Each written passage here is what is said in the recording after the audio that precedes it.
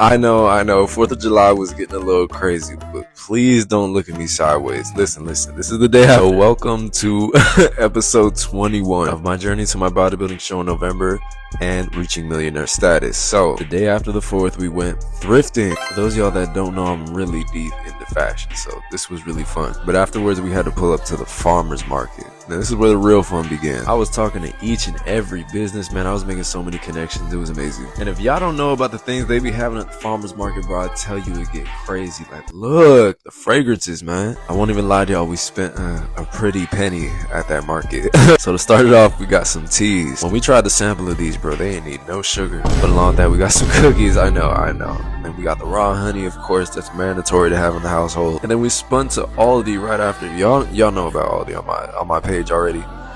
Grass-fed beef, steak, all the produce. I didn't know they had sourdough bread, but we had to go with the wild-caught shrimp, wild-caught fish, all that. We ended up buying a lot of stuff because I got some meals that I'm about to make with this. And we had to up on the dates, the blueberries, the cherries, the plums, a lot of micronutrient dense food. I stay finding stuff at Aldi. Like, they got a sea salt, pepper, garlic seasoning mix, the grass-fed butter, and I did not know they had perfect ingredient prebiotic sodas. And this is the star of the show right here, that almond flour, because I'm really about to get to work with that. Y'all are about to see. Yeah, it was just really fun picking up a bunch of little things at the market, like some kimchi. And then also, this is the best banana pudding ever made. This brand at the farmer's market, they're insane. So this is me making almond flour sweet potato tortillas. And I'm not gonna lie, it took me an extremely long time to perfect it because the dough ended up being really wet, but they did actually end up coming out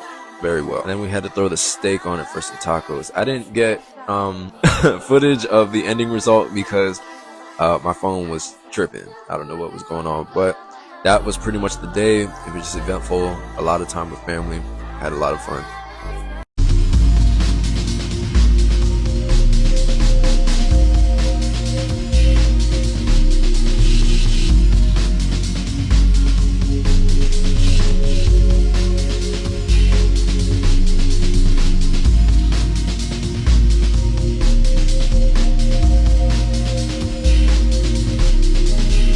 Welcome to episode 22 of the journey, and I won't lie to y'all, a lot of things are starting to take off. So first things first, I had to get to that trading, and you already know how that went. $500 on the day, some slight. That already had me in a good mood for the morning, so I had to hop on some video games, bro. I haven't played games in so long. Played all day, I can't even lie. And later on, obviously, I had gone to the gym. I had gone late at night. I don't know why the windows look like there's sunlight coming through, because believe me, it was dark as hell. But it was a really good workout. I'm not gonna lie, my chest is actually sore today for the first time in a while.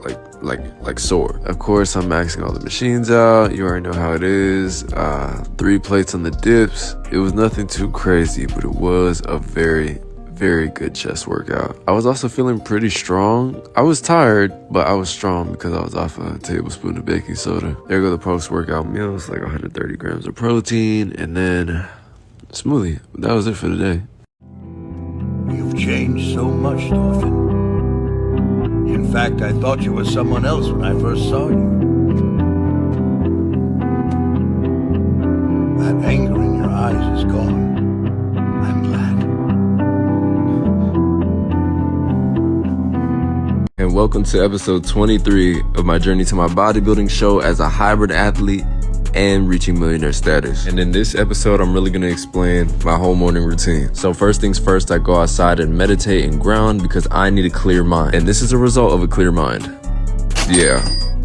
But anyways, after that, it was back day. And as y'all can see, I'm still getting stronger. So I'm gonna take you guys through what I think that I've changed in my routine is really helping me optimize my strength. So one, I'm gonna talk about what I do in the morning. For those of you that don't know, I'm entirely fasted during my workouts. And I work out around noon and I wake up at 8. Oh my God, how do you have energy? Don't you take pre-workout?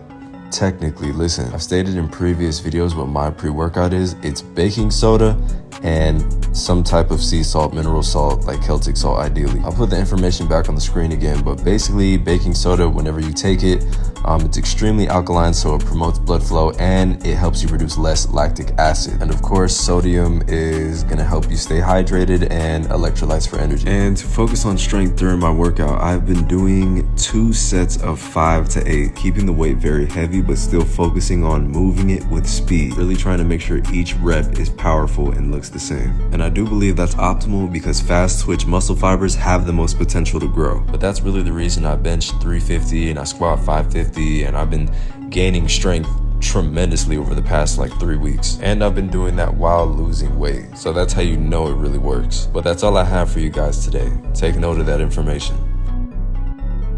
Tonight's the night. And it's going to happen again and again. Has to happen.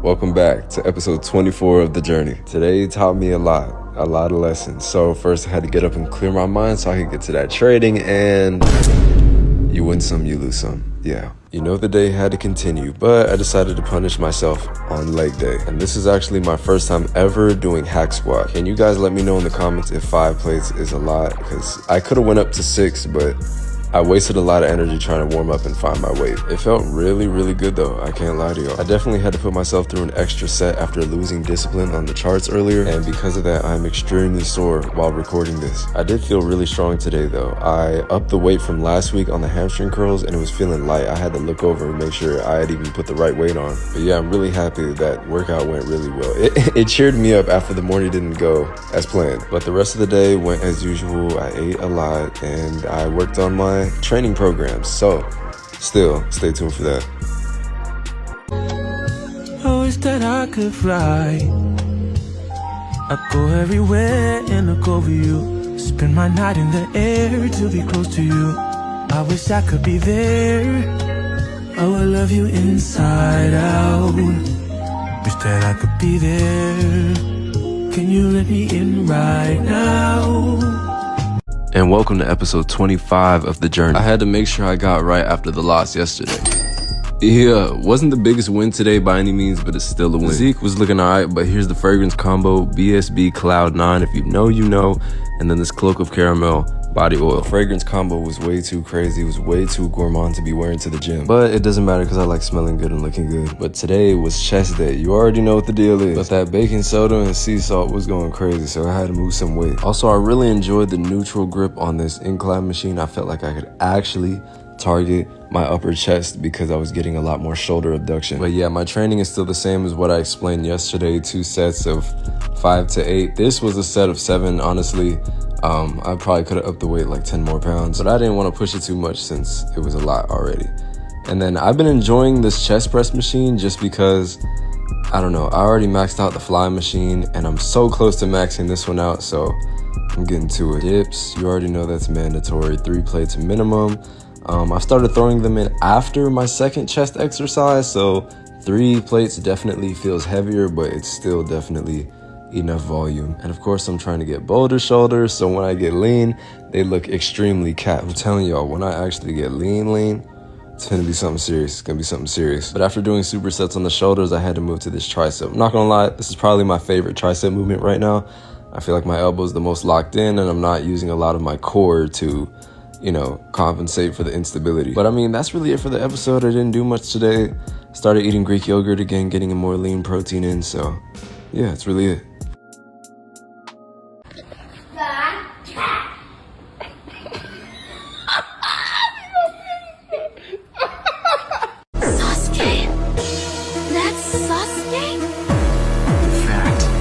Never felt better.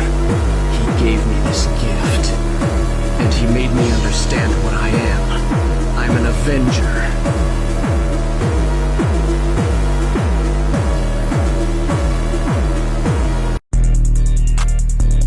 I need to no lick, come on, do all the shit I hate. It really don't make no difference, yep, it really don't make no sense. I'm pouring my heart, just listen. I'm pouring my heart, just listen. Oh, yeah. Y'all see the haul. We finna be making some holistic cheat meals. Tori, what are we making? So we're making smash burgers, and we're making cheesecake. But our own like whole food. Yeah, cheesecake. holistic. Yes. So I know y'all heard in the intro that we was making some holistic cheat meals. I'm not gonna lie, I've been wanting to make holistic smash burgers and cheesecake for so long. So here go most of the ingredients. Y'all see the sourdough bread, grass-fed beef, all the vegetables, cottage cheese, Greek yogurt, cream cheese, and fruit, whatever we may need for the cheesecake. Everything as clean as possible, no processed sugar, no gums, no nothing. Toy, what are you doing? Well, I am chopping up some sweet potatoes because we're making chips, sweet potato chips with our burgers. Yes. And here go me assembling the paws of the actual patties. Yeah, it's fine. I did end up getting that food processor working and making the crust and assembling the rest of the cheesecake, of course. But here go the actual smashing of the burgers and the finished product. I'm telling y'all, I make the best smash burgers of all time. It's undeniable. Look at the reaction. Look at another one. Yes. As y'all can see, this is my second one, by the way. Quadruple stack. Probably can't see if it's smashed down.